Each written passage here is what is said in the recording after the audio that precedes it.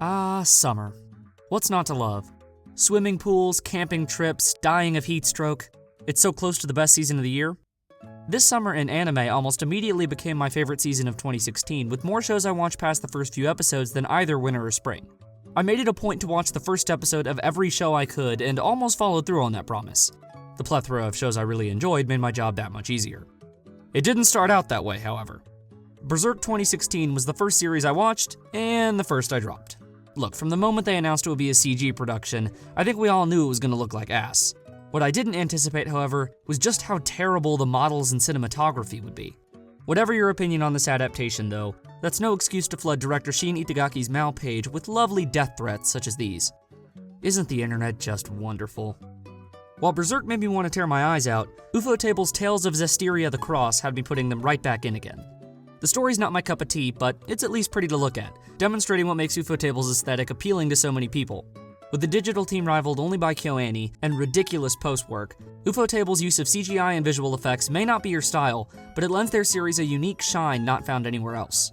Zestiria isn't the only good-looking show, however, as Mob Psycho 100's insane style offers an endless barrage of sakuga, with Creator 1's usual comedic flair to match. This art club has a problem surprised me with its endearing cast, genuinely funny gimmick, and moments of real emotion. A studio feel and director Kei Oikawa recapture that Oregairu Zoku magic. Lots of anime this season broke convention as well. And no, I'm not just talking about Bananya. However, none stand out more than Gen Urobuchi's puppet show, Thunderbolt Fantasy. Sure, technically speaking, it's not really an anime, but we'll let it slide. In addition to the unbelievable detail poured into it, this campy adventure fantasy is just fun.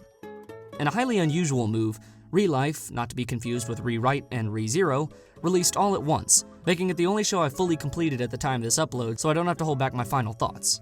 Unfortunately, it's the show I have the least to say about, and at the risk of TMS Entertainment nailing me with a copyright strike like a bunch of other YouTubers, I'm gonna move on.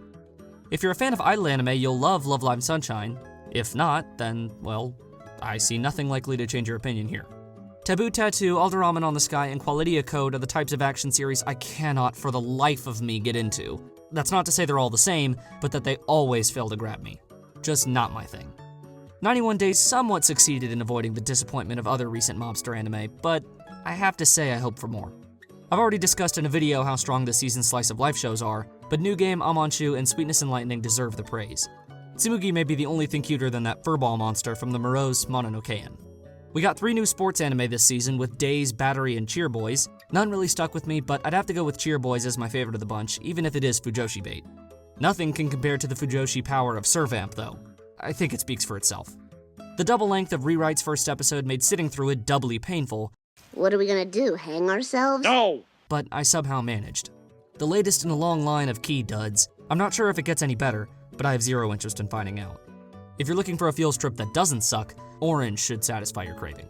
Finally, if you're hoping to see Shokugeki no Soma Season 2, you'll have to look elsewhere as I haven't seen it. Overall, this season's strength is in its depth and range of quality, as there's at least one hit for most types of shows you could want. That made narrowing the field down to 5 more difficult than ever, but it was worth it. Keep in mind, this list is not ranked and leftovers from spring are not eligible, so please, no Where's ReZero comments. With that, here are the 5 summer 2016 anime you should be watching. New Game. This season's cute girls doing cute things venture, New Game mixes up the formula by taking it out of high school and shuffling it into the video game industry. If you don't like New Game, it's probably for one of 2 reasons. Either you hate Moe, in which case I strongly encourage you to check out This Art Club Has a Problem instead, or you went in looking for the wrong thing.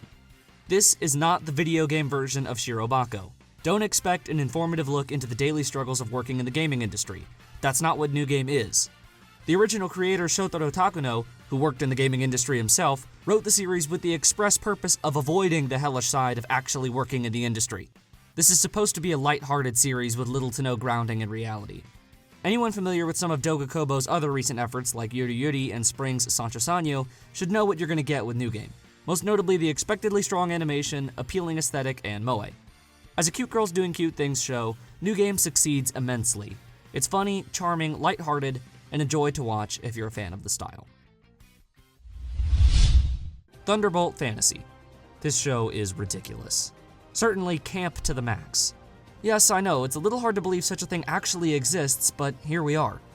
The odd style may keep the show from reaching any sort of mass appeal, but don't get confused. This isn't some sort of novelty that wears off after 2 episodes. Rife with inventive humor and wordplay, Thunderbolt Fantasy's comedy never loses its luster, and the engrossing, fittingly crazy cast makes the ride that much more fun. At times clearly an Urobuchi show, and at others entirely different from anything he's ever done, it's certainly not lacking in absurd bits of dialogue such as this. The detail put into the puppets themselves is simply beautiful. Any skepticism of the concept was immediately washed away when I saw just how intricately crafted the designs were. The interview with Urobuchi gives you an idea of his motivation behind the idea and what went into the series. You can tell he had an absolute blast making this project, and it shines through in the work. Don't let the puppets fool you. Thunderbolt Fantasy is a campy adventure through and through, and while it's not really an anime, I've had way too much fun to leave it off the list. Aman Chu. This recommendation couldn't be simpler. If you liked Aria, watch Aman Chu. As an adaptation of a Kozue Amano manga with Junichi Sato in a directorial role, Aman Chu nails the same soothing vibe and charming cast that made Aria such a hit. Continuing this year's remarkable run of great Iyashikei series, Aman Chu tells a wonderfully cathartic story about learning to see what's directly in front of you and enjoying life for what it is. While the gorgeous art and thoroughly relaxing atmosphere deservedly draw the most praise, the budding relationship between Hikari and Futaba is the heart of the series, as the former teaches the latter the world is filled with wonderful experiences, so make the most of them. A simple theme, sure, but it makes for a calming story that's quintessential Iyashikei. Oh, and did I mention Gon-Titi? That's right, the venerable guitar duo who gave us the Yokohama Kaidashi Kiko soundtrack provided the breathtaking music for Aman Chu as well. If that's not enough to convince you to watch it, I don't know what will. Mob Psycho 100. Arguably the most anticipated series this season, Mob Psycho 100 didn't achieve the same mainstream popularity as One Punch Man, but that doesn't mean it's not a success. The similarities between the two series are clear. One's artistic style and feel for comedy are as strong as ever, and the story reaches similar thematic beats. Make no mistake though, Mob Psycho 100 is very much its own thing. To me, the most visually striking series all year, the animation is a consistent joy to watch. From the oil painting cuts to the otherworldly fire animation, Mob is a hodgepodge of so many different styles. You can see the sheer wealth of creative young minds that went into bringing this project to life. The use of motion and framing serve plenty of function as well, like these shots from episode 9 used to establish power dynamics. Nearly every episode has at least one moment that leaves me utterly speechless with its stunning action sequences.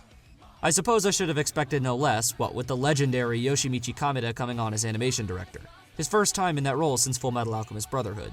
Beyond being a thoroughly enjoyable ride, especially for fans of One's other works, Mob Psycho 100 is a crowning example of the art of animation. Sweetness and lightning. Filling out the heavy presence of slice of life on this list, try to realize this isn't just my personal love for the genre. This summer legitimately offered the best slate of slice of life series since I started watching anime seasonally. Hell, I even made a video on it. Sweetness and Lightning's parent-child dynamic follows in the footsteps of shows like Usagi Drop and Barakamon. Here, the story relies entirely on its main duo, detailing Tsumugi and Kohei's day-to-day life without any significant shakeups. As such, your enjoyment of the series will depend on whether you can connect with its characters, but Sweetness and Lightning gives you plenty of reason to do so. Their motivations are believable and easy to relate to. Their interactions offer a realistic relationship that can keep it lighthearted while still packing an emotional punch. It knows how to write small children, as Tsumugi behaves exactly like you'd expect from a kid, though she might win the award for Best 5-year-old ever.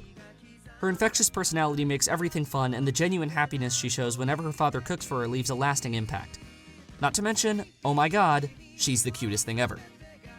Chances are, if you don't like Sweetness and Lightning, it's because you're not a fan of the genre, as this show couldn't have handled it any better. All in all, I'm sad to see summer go. Plenty of series left to mark this season, several of which I didn't get a chance to cover here. But perhaps the best thing about summer being over is that fall is finally here, and with it, UFO Season 2. Let's go. And that'll do it for me. If you're feeling generous and want a way to help me out, consider checking out my Patreon page. Special thanks to Jay Cleaver and Anime Evolution for donating already. Seriously, it really means a lot. Please subscribe if you enjoyed the video, and feel free to follow me on Twitter at UTS Reviews. Thanks for watching. See you next time.